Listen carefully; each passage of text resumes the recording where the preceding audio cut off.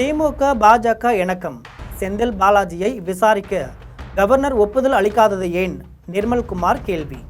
திரு செந்தில் பாலாஜி உட்பட்ட ஒரு சில பேர் மீது நடவடிக்கை எடுக்க இதுவரை கவர்னர் ஒப்புதல் அளிக்கவில்லை. கிட்டத்தட்ட ஒரு வாரத்துக்கு மேலே அந்த ஃபைல்கள்லாம் தேங்கி கிடக்குது. இது பற்றி ஜெம் தொலைக்காட்சி வழங்கும் சிறப்பு செய்தி தொகுப்பை தற்பொழுது பார்க்கலாம்.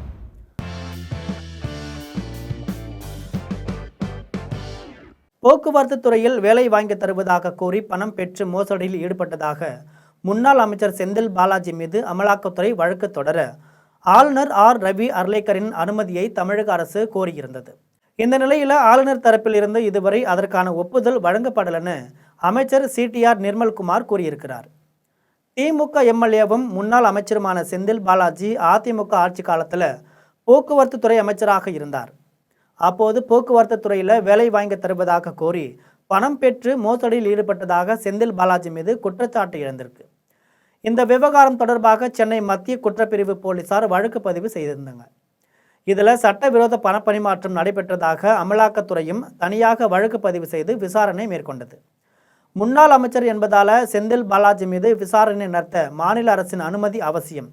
எனவே செந்தில் பாலாஜி மீது மேல் நடவடிக்கை மற்றும் விசாரணைக்கு அனுமதி கோரி தலைமை செயலாளருக்கு கடந்த மே 15ஆம் தேதி அமலாக்கத்துறை தரப்பில் கடிதம் எழுதப்பட்டது.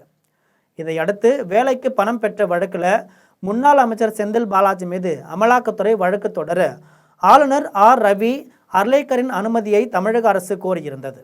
ஆனால் ஆளுநர் தரப்பில் இருந்து இதுவரை அதற்கான ஒப்புதல் வழங்கப்படலை என்பது தெரிய வந்திருக்கு என்று சென்னை தலைமை செயலக வளாகத்தில் செய்தியாளர்களுக்கு பேட்டியளித்த சட்டத்துறை அமைச்சர் சிடிஆர் நிர்மல்குமார் இந்த தகவலை தெரிவிச்சிருக்கிறார். அமைச்சர் நிர்மல்குமார் தனது பேட்டியில் திமுக பாஜக இடையே தான் இணக்கமான உறவு உள்ளது. அமலாக்கத்துறை சார்பாக ஒரு சிலர் மீது நடவடிக்கை எடுக்க கடிதம் எழுதியிருந்தது. இதுவரை கவர்னர் ஏன் ஒப்புதல் கொடுக்கல? செந்தில் பாலாஜி உள்பட ஒரு சிலர் மீது நடவடிக்கை எடுக்க இதுவரை கவர்னர் ஒப்புதல் அளிக்கல. ஒரு வாரத்திற்கு மேலாக அந்த கோப்புகள் தேங்கி கிடக்கிறது. கவர்னரும் திமுகவும் பாஜகவும் ஒன்றாக இருக்கிறார்கள். பாஜகவின் மறைமுக முகமாக திமுக இருக்கிறது. பின்னால் இருந்து செய்ய வைப்பதே பாஜக தான். அதில் எந்த மாற்று கருத்தும் இல்லை. செந்தில் பாலாஜி விவகாரத்தில் கவர்னர் ஏன் இன்னும் கையெழுத்து போடலை?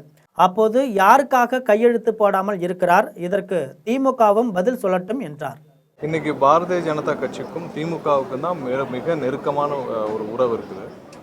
இதுவரை தமிழக அரசுலேருந்து கடந்த வாரம் ஒன்றிய இடி சார்பாக ஒரு சில பேர் மீது நடவடிக்கை எடுக்க வேண்டும் என்று கேட்டிருந்தார். பல மாதங்களாக கேட்கப்பட்டது. அதற்கு இங்கேருந்து கையெழுத்தாகி போச்சு. இதுவரை கவர்னர் ஏன் அப்ரூவ் பண்ணல? திரு செந்தில் பாலாஜி உட்பட்ட ஒரு சில பேர் மீது நடவடிக்கை எடுக்க இதுவரை கவர்னர் ஒப்புதல் அளிக்கவில்லை. கிட்டத்தட்ட ஒரு வாரத்துக்கு மேலே அந்த ஃபைல்கள்லாம் தேங்கி கிடக்குது. அப்போ யாருக்கு மேலே மிகவும் இணக்கமாக இருக்கிறார்? கவர்னரும் திமுகவும் பாரதிய ஜனதா கட்சியும் ஒன்றாக இருக்கிறார்கள்.